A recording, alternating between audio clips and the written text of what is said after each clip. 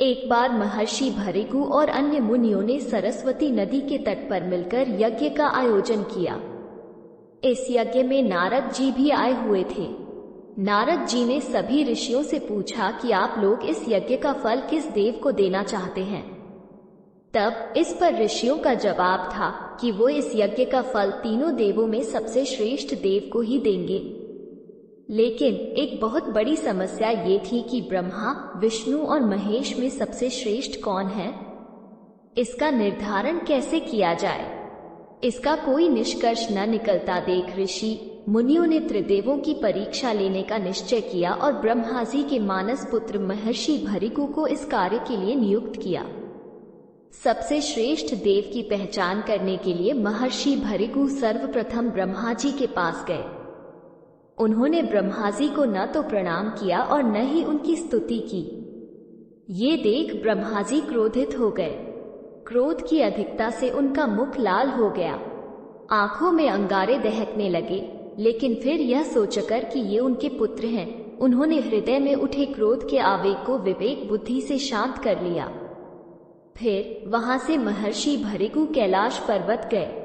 देवाधिदेव भगवान महादेव ने देखा कि भृगु आ रहे हैं तो वे प्रसन्न होकर अपने आसन से उठे और उनका आलिंगन करने के लिए अपनी भुजाएं फैला दी।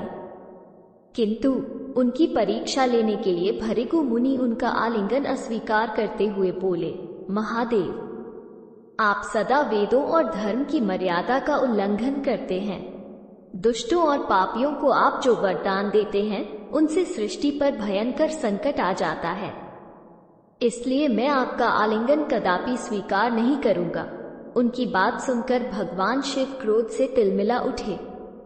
उन्होंने जैसे ही त्रिशूल उठाकर उन्हें मारना चाहा, वैसे ही भगवती ने बहुत अनुनय विनय कर किसी प्रकार से उनका क्रोध शांत किया। फिर इसके बाद भृगु मुनि विष्णु के लोक वैकुंठ लोक गए।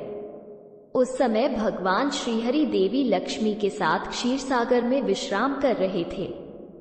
भृगु ने जाते ही भगवान विष्णु की छाती पर लात मारी। भक्त वत्सल भगवान विष्णु शीघ्र ही अपने आसन से उठ खड़े हुए और उन्हें प्रणाम करके उनके चरण सहलाते हुए बोले, भगवन, आपके पांव में कहीं चोट तो नहीं लगी?